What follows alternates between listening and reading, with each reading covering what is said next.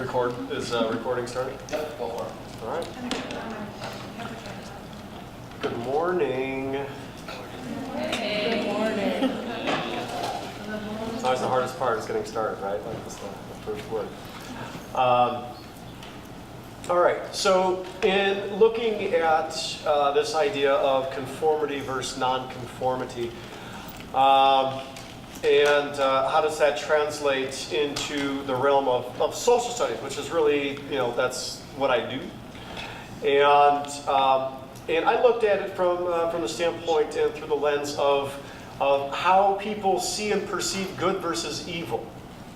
Okay, and so you could be looking at a major historical event, and people will choose sides because no one ever believes themselves to be evil.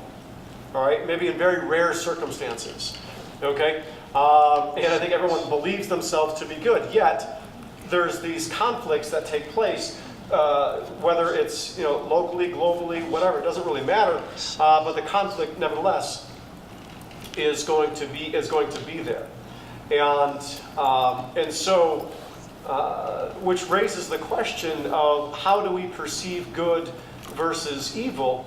And how also can that be portrayed in a pop cultural setting? And so it's kind of, the whole idea is to kind of blend all of these ideas together and to see, are we influenced perhaps by what we see, or what are things that we see perhaps more than, actually I'm going to go Transformers for a moment, more than meets the eye.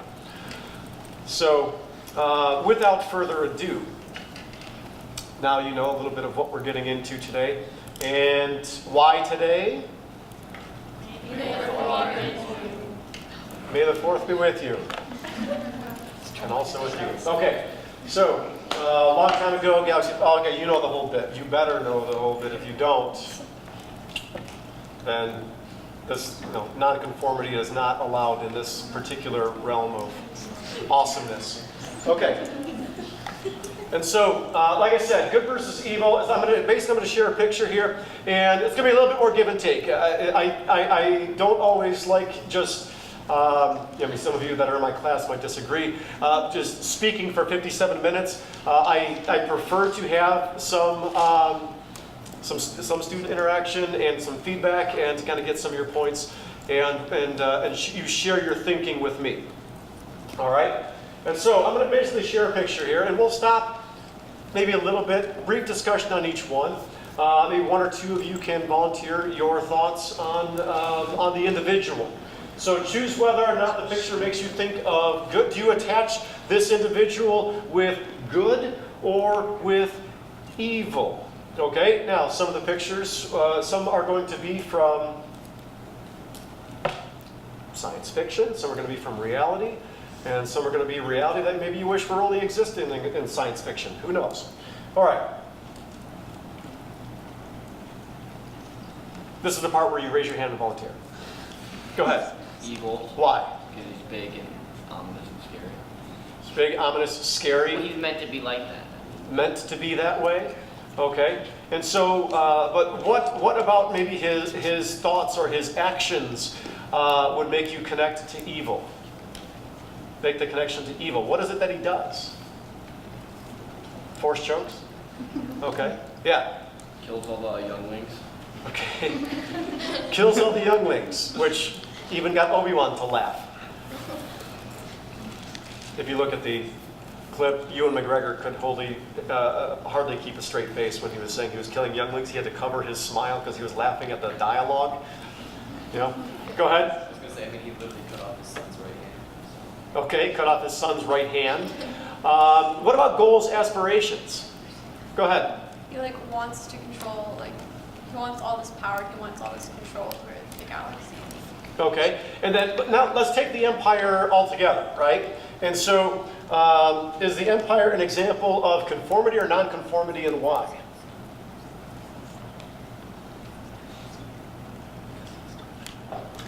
Who helps him out? Stormtroopers. Okay, so tell me about the stormtroopers. What are they? Huh? Clones. And so clones kind of allude to what kind of idea? Okay, right? I mean, it's the very definition. We want everybody to be exactly the same. Okay?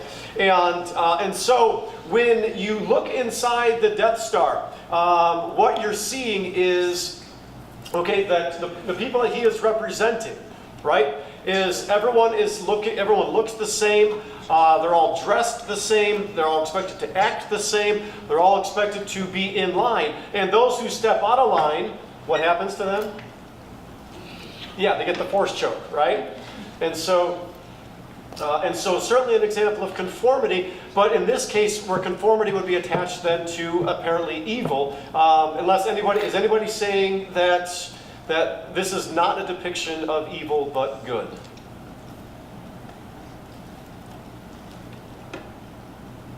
Moving on. If there's one I like more than Star Wars, it would be Lord of the Rings. Okay? So, good or evil? Not everyone all at once. Yeah. I've never seen The Lord of the Rings, but just from the... Get out. I haven't seen Star Wars either. That's actually all the time we have for today, so go ahead. Just from the image, to me, all the white is like it's symbolic for like purity. So Okay. just from the picture, he seems like he'd be a good figure. Okay. Very good. Now, what's your name? Lizzie. Lizzie. What's very interesting about Lizzie's explanation? What's interesting is just because, I don't know, it's based on appearance, I guess. I don't know, like, it's like what the viewpoint. But I mean, in the movie, you can say that I think he's evil because, you know, all of his actions, you know. But I think he's maybe the charade that he has, like people see, oh, that's a good guy, but in reality, he's not. Okay. And as Tolkien, as Tolkien is writing The Lord of the Rings, what is the expectation for Saruman? And he'd be a good guy. Huh? Yeah. Saruman's eventually portrayed as a good character, but we later find out that he's evil. Yeah. The expectation is that he is going to be good. And then what does he end up doing? He ends up joining with the Dark Lord Sauron in order to retrieve the one ring to rule them all. Okay? Our sense of perception makes us believe something. See, like an old man in all white, it's a purity figures, and that is the whole main thing. It's meant to throw you off track.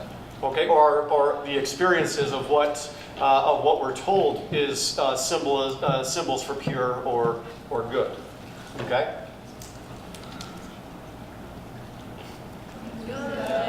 Good. Okay. So I did there a little bit of cross-curricular. Just real quick, someone give me why good.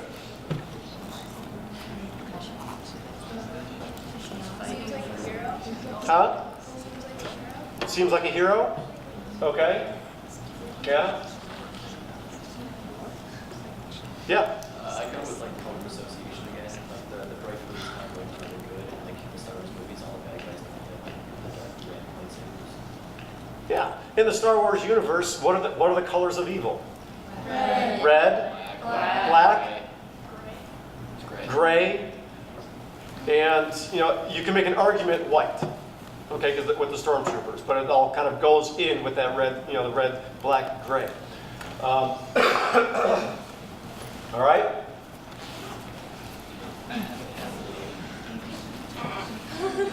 Oh, now we're starting to get the perspective. We're no longer talking sci-fi or fantasy. We're talking reality.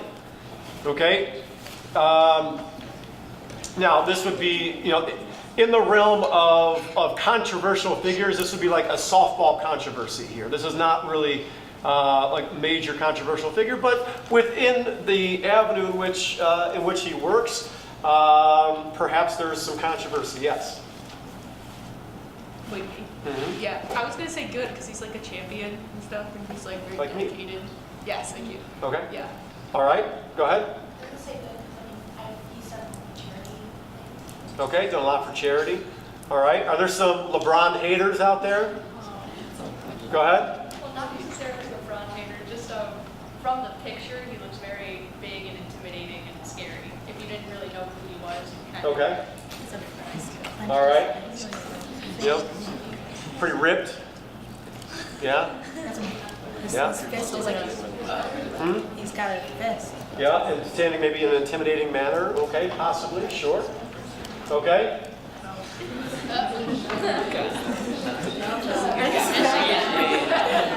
if you don't like Michigan, then he's. Oh, so that's a great idea of perspective, right? I like Michigan. So Good save. this one becomes a little bit more clear cut. Okay, your background, your perspective, your reality of a particular situation. Okay, how many Michigan families do I have around here? Like, you've got a Go Blue family. Okay, and how about green? Where's my Sparties at? Okay. Hey, did you see it was just revealed it's a Clarkston grad that's been the Sparty costume, the Sparty mascot? All right, way cool, right? All right, so hey, you too can accomplish great things. All right, and so what a great example of in a small little way, our understanding of good versus evil has its ties with with elements of conformity, nonconformity, right? Like your family says Michigan State is the team that we like.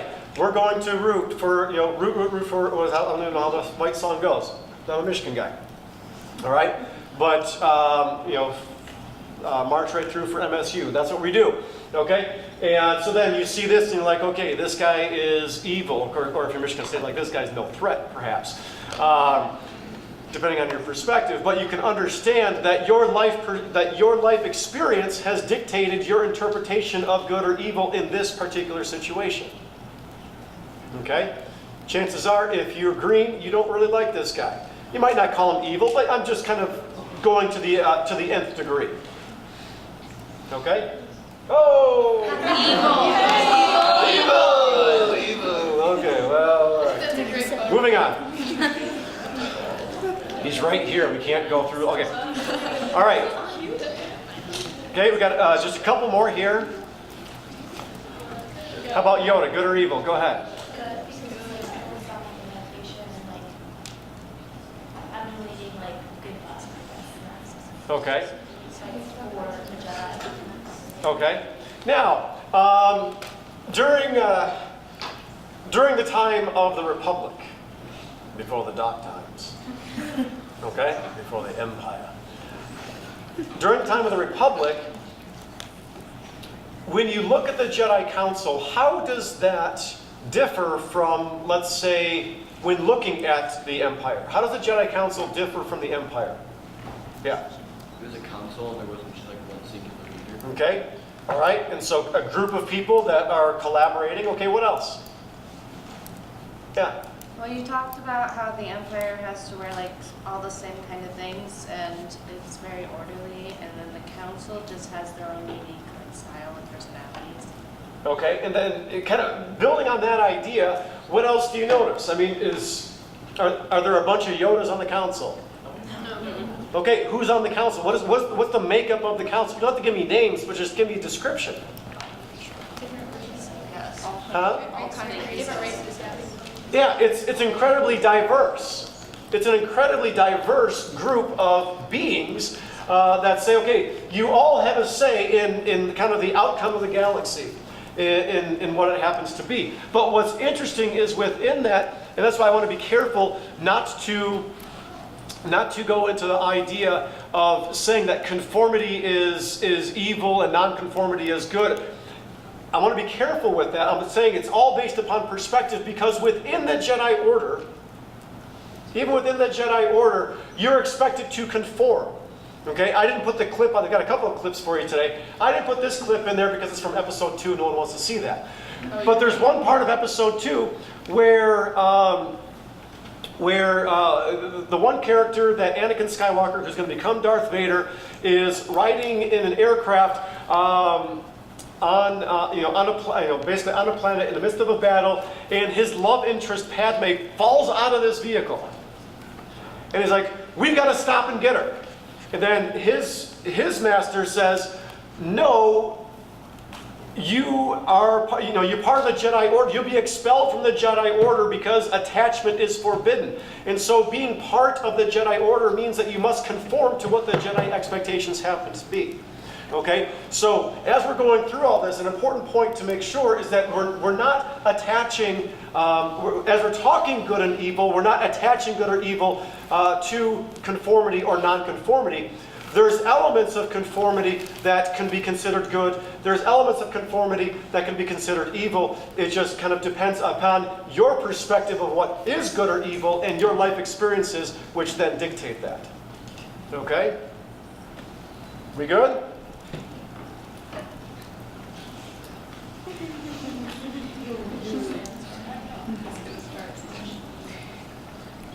No one wants to volunteer? Based on the picture. Huh? Based on the picture, she looks pretty good. Okay. Yeah.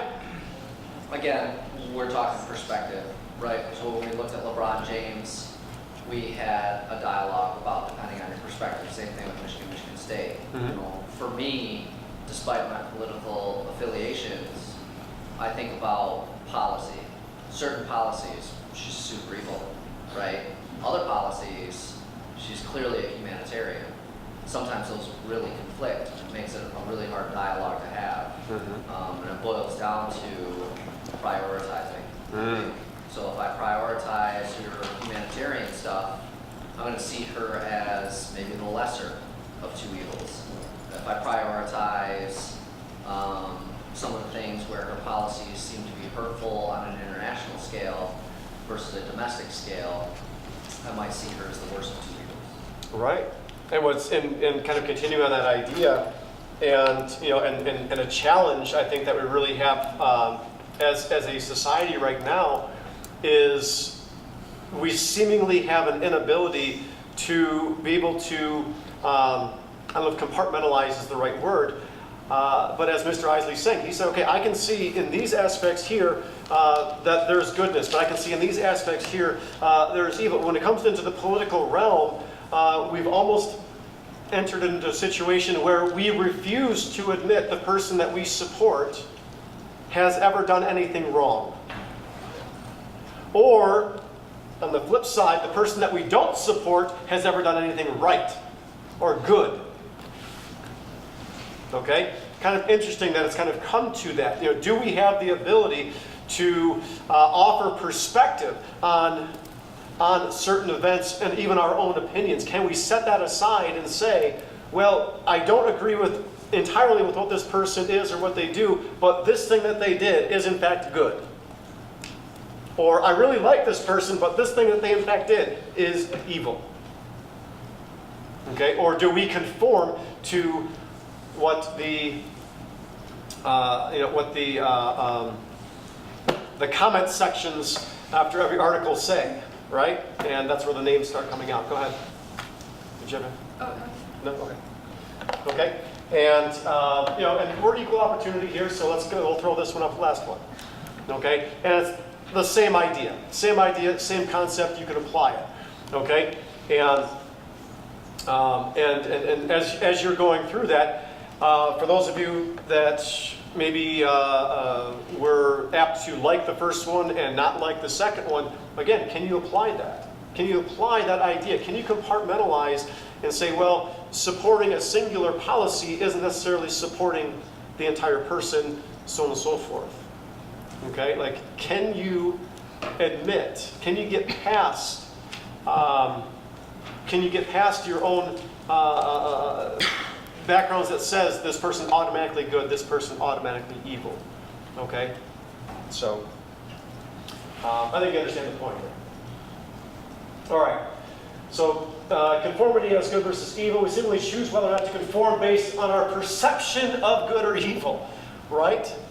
And if we cannot define good or evil in a particular situation, we tend to maintain whatever our current status quo happens to be. As I said initially, no one really believes that they're evil.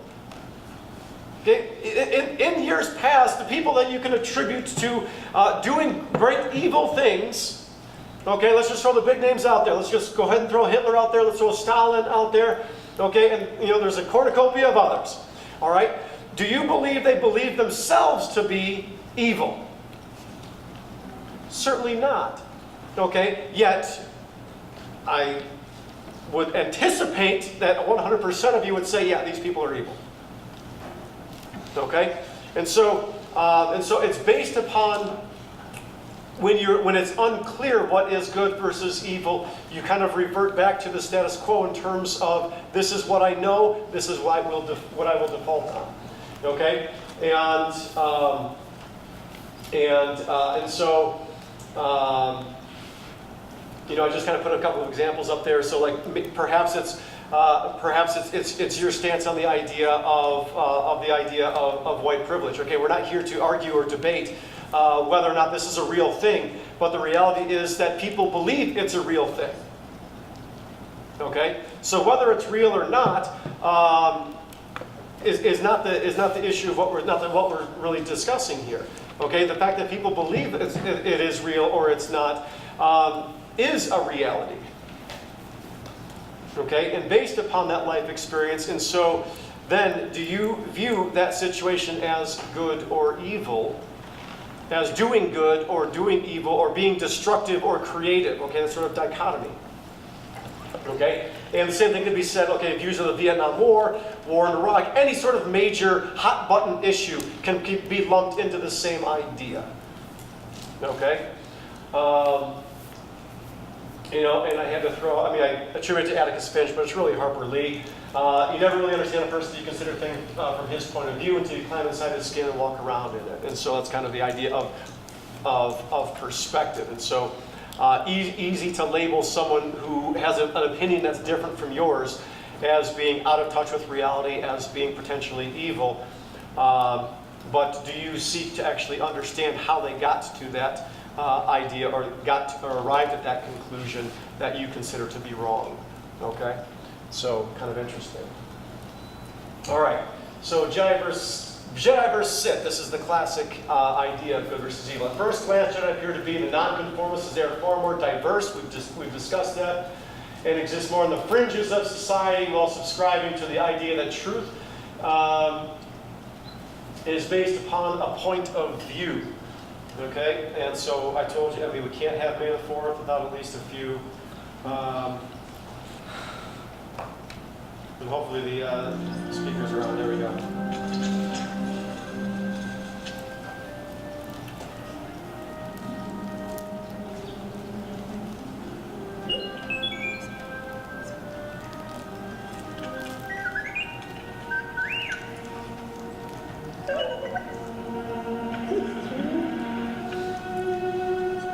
I can't do without you.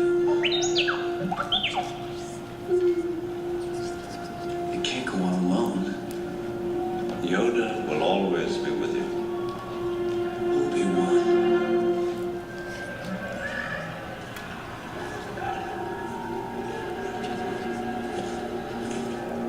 Why didn't you tell me? You told me Vader betrayed and murdered my father. Your father was seduced by the dark side of the Force. He ceased to be Anakin Skywalker and became Darth Vader. When that happened, the good man who was your father was destroyed. So what I told you was true, from a certain point of view. A certain point of view? Luke, you're going to find that many of the truths we cling to depend greatly on our own point of view. Anakin was a good friend. When I first knew him, your father was already a great pilot, but I was amazed how strongly the Force. Okay, and so that's the point that Obi-Wan is getting at, that many of the truths that we cling to is based upon our point of view. Okay, in this situation, Luke felt as though he was lied to about the death of his father. He said that Darth Vader killed his father, when in fact Darth Vader was his father. But then Obi-Wan is stating to him that it is based upon a point of view, that a perspective, that his background led him to that idea. And looking at the other side,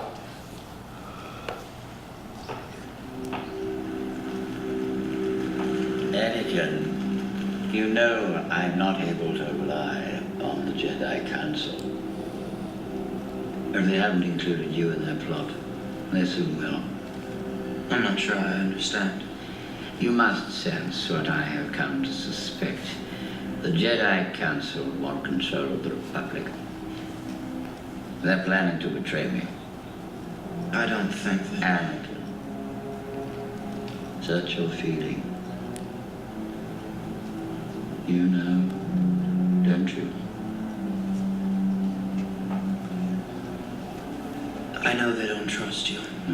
Or the Senate, or the Republic, or democracy for that matter. I have to admit, my trust in them has been shaken. Why? They asked you to do something that made you feel dishonest, didn't they? They asked you to spy on me, didn't they?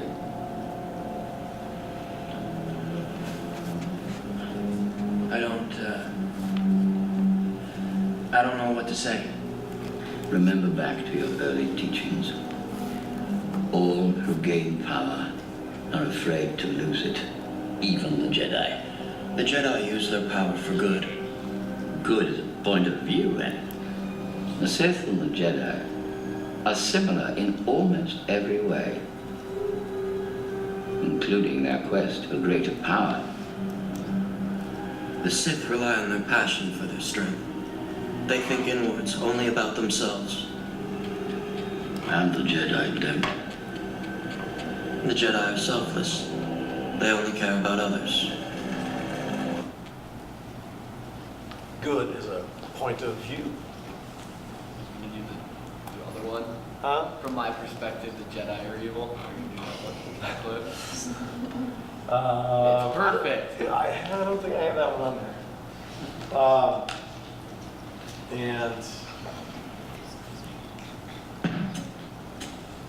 We're all gathered here because there are things to address. Dad's gonna try and win a therapy.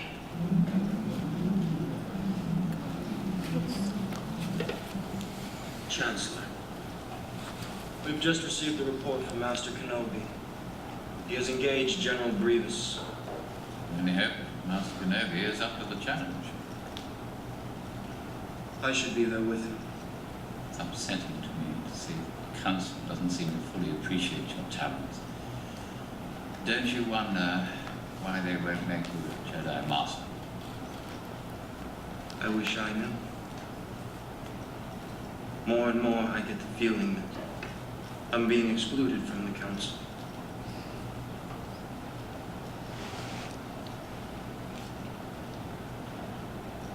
I know there are things about the Force that they're not telling me.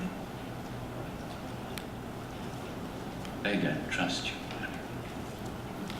They see your future. They know power will be too strong to control. You must break through the fog of lies the Jedi created around you. Let me help you to know the subtleties of the Force. How do you know the ways of the Force? My mentor taught me everything about the Force, even the nature of the dark side. You know the dark side. Anakin, if one is to understand the great mystery, one must study all its aspects, not just the dogmatic, narrow view of the Jedi. If you wish to become a complete, wise leader, you must embrace a larger view of the Force. Be careful, Jedi Anakin. Only through me can you achieve a power greater than any Jedi. Learn to know the dark side of the Force, and you will be able to save your wife from certain death. okay, so not always a situation in which where perspective of good, perspective of evil works out in the matter of good over evil. This is a situation where, based upon experience, Anakin is about to change his perception of good versus evil. And you're right, that would have been a great clip to include. Because eventually, what is he going to say? From my perspective, the Jedi are evil. Right. And Obi-Wan's reply is, well, then you are lost. Okay? then he gets into his great contradiction in saying that only a Sith deals in absolutes. That's an absolute. Okay. All right. So,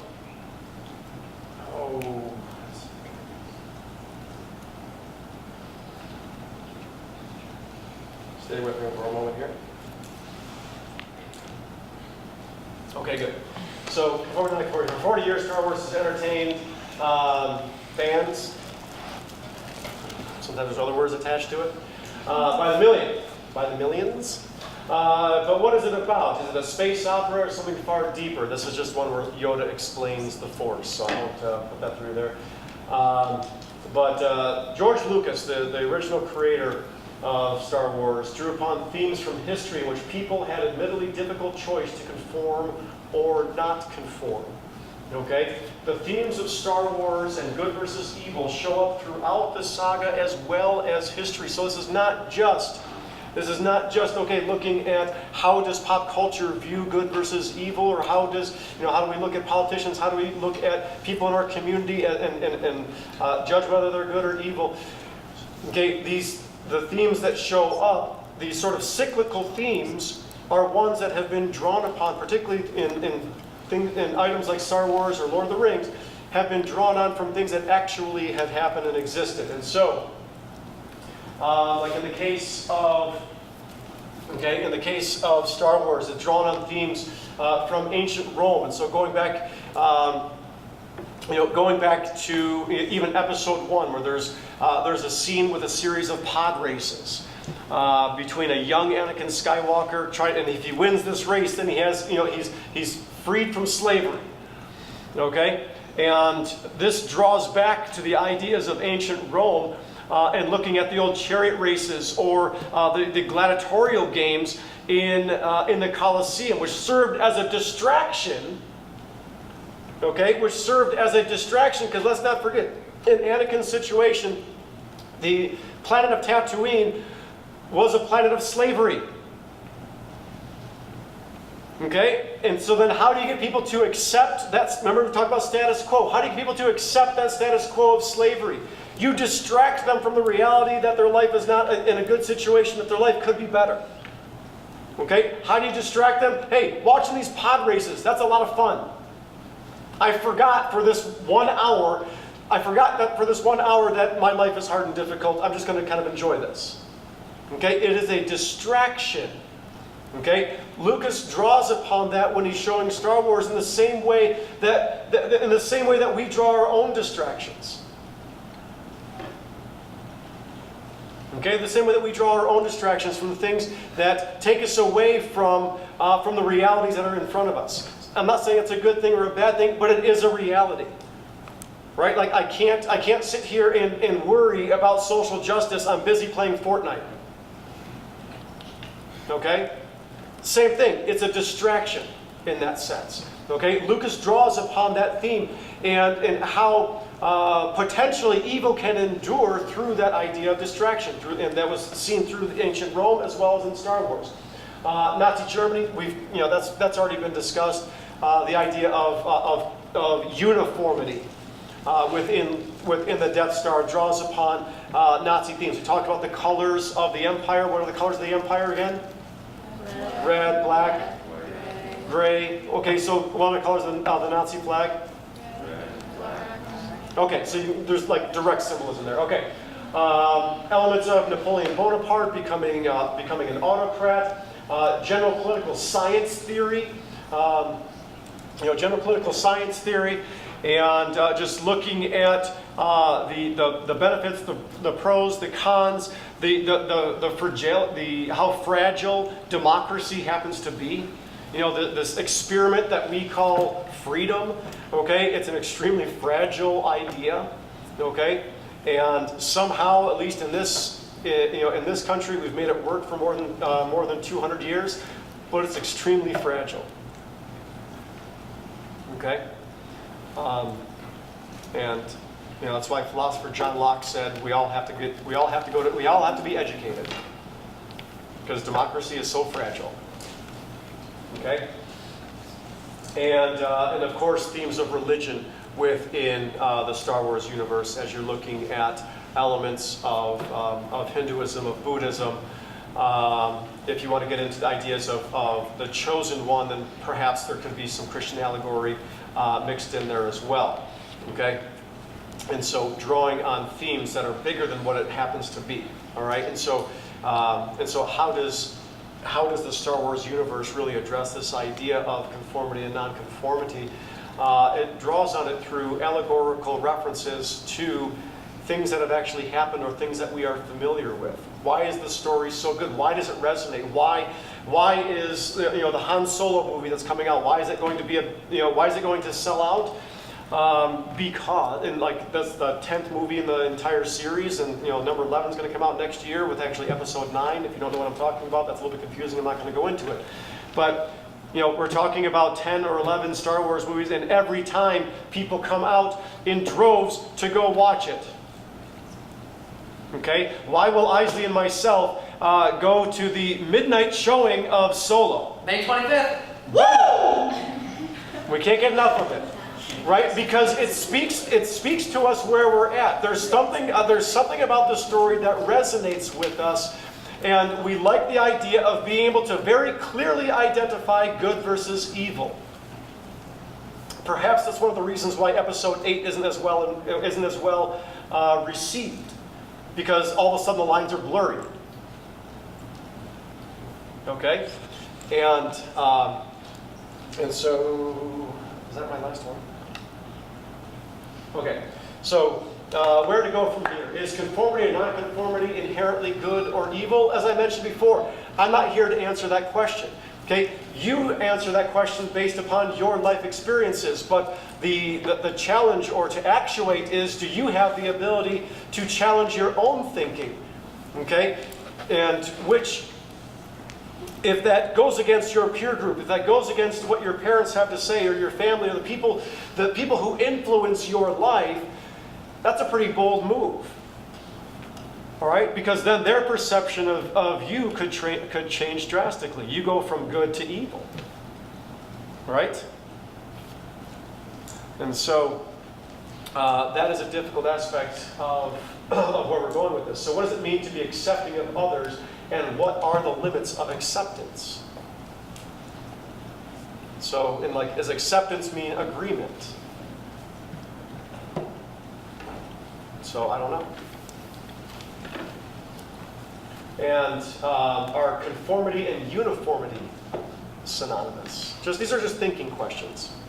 Okay, conformity and uniformity, are they synonymous? And I forget what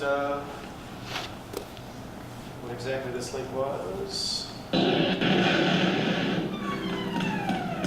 Oh yes, understanding all this provides us with. Your Highness, the transmission we received. What is it they've sent us? Hope. There we go, there it is.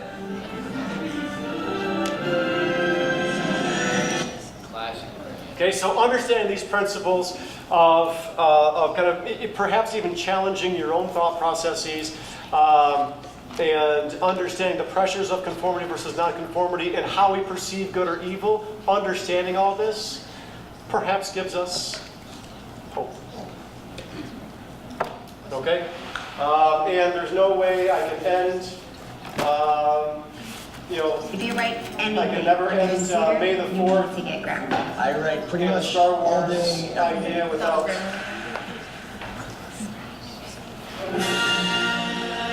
It's gotta be there. It's so good!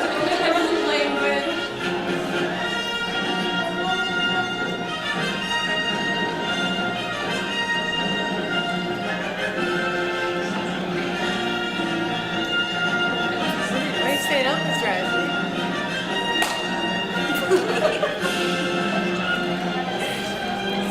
All right, before I cut this off, any last sort of comments, questions, complaints, agreements, disagreements?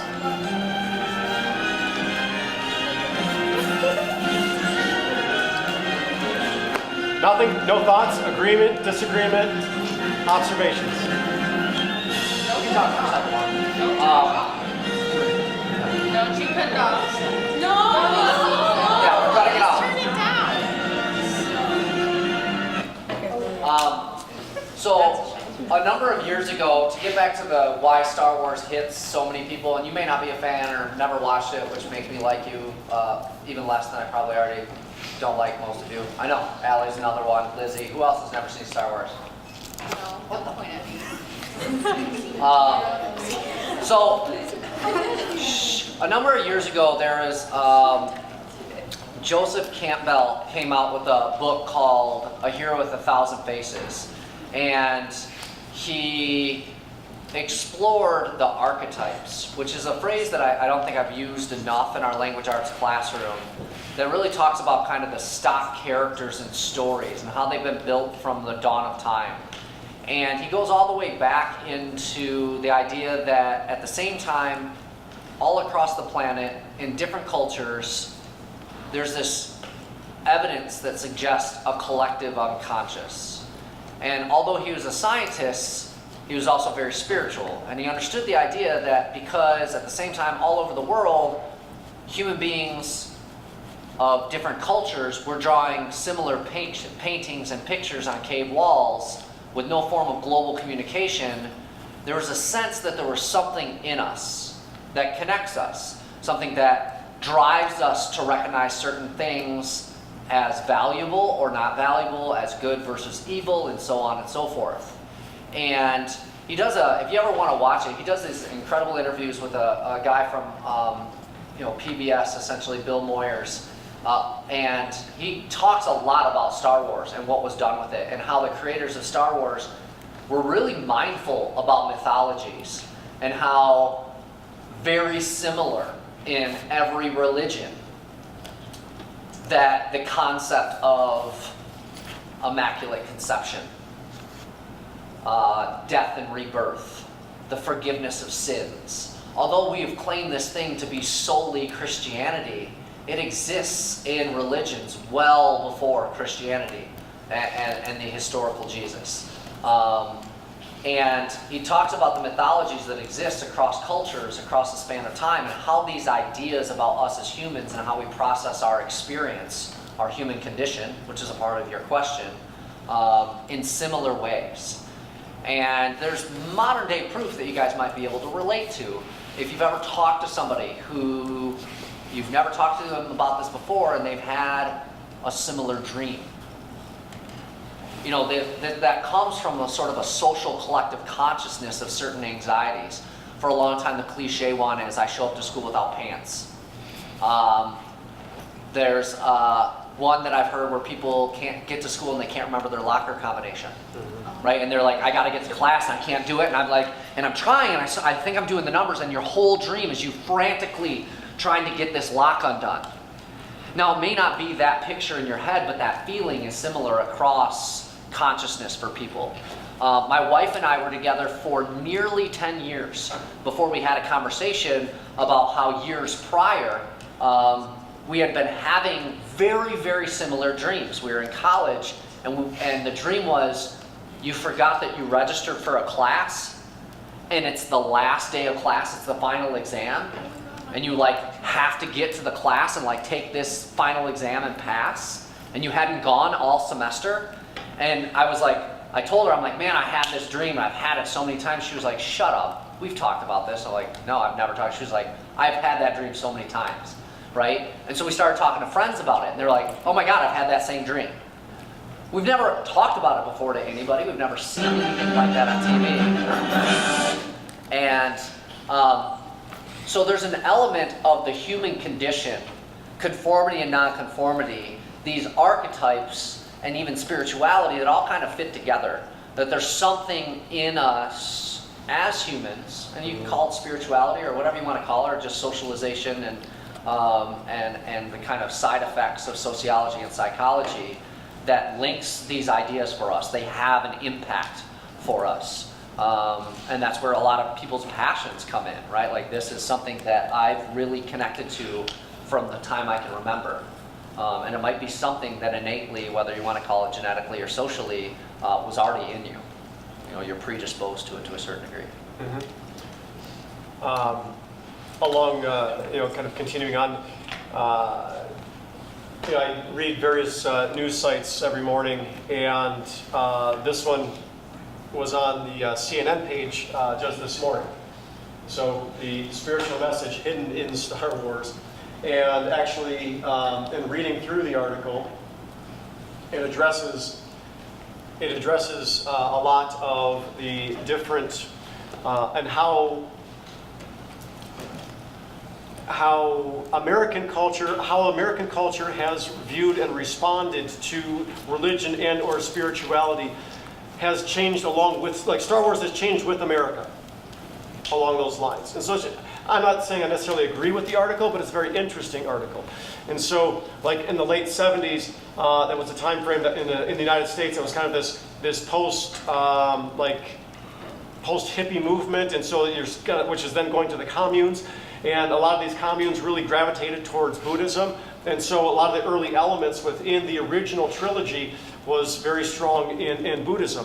And then in the prequel trilogy from like 99 through 2005, what was all the rage in the United States at that time was elements of what's called like mindfulness. Okay, and so that became a dominant underlying theme within the religious principles of Star Wars. And then in this new trilogy, it's kind of reflecting what they're saying now is that that dogma really does not matter. It's not so much dogma, but it's just being spiritual altogether. And so, like in Episode 8, where they're talking about like destroying the old Jedi books and you think that Yoda burns them in Episode 8, and Luke is like, "What are we going to do? We don't have the archives anymore. We don't have the books anymore."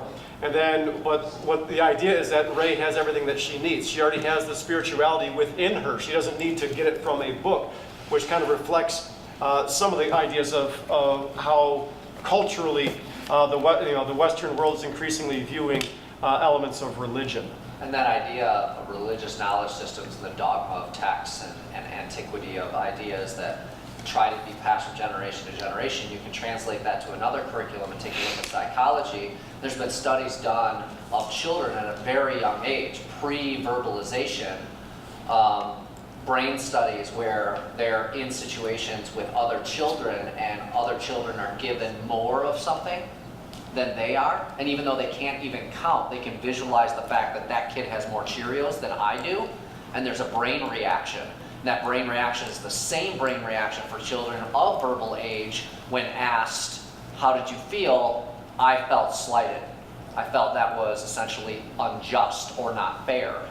And so there's something inside us at a very early age that is a sense of right and wrong and fairness.